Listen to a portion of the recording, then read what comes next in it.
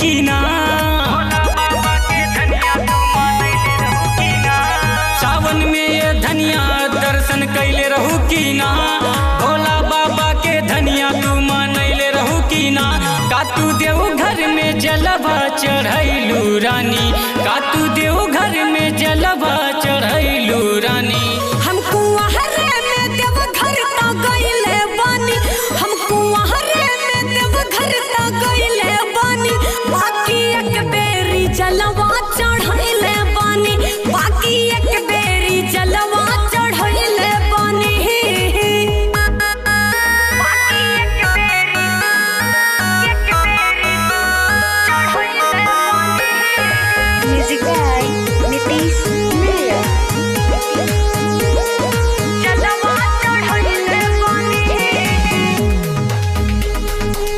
एक बेर आईनी कांवर उठैनी, भोला के गईनी दुआरी नो, भोला के गईनी दुआरी नो।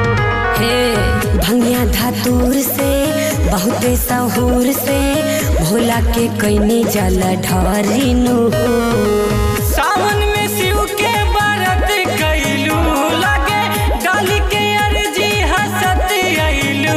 तबे कैले दया तोह पे भोला दानी, तबे कैले दया तोह पे भोला दानी।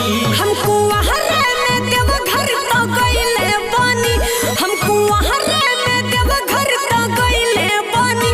बाकी एक बेरी जलवा चढ़ैले बानी, बाकी एक बेरी जलवा चढ़ैले बानी।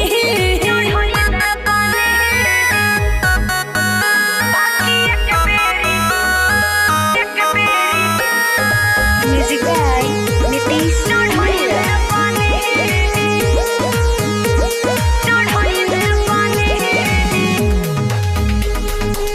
शिवजी से कहनी तबे हो पहिनी, रउआ के जैसन सुघर मरद, रउआ के जैसन सुघर मरद। सबके हु कहे लगे न रहे, कट जाला सारा दुखवा हो दरा।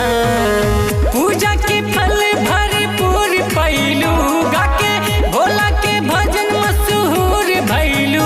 तबे शिवा के दिल के तू बनलू रानी, तबे शिवा के दिल के तू बनलू रानी। हमको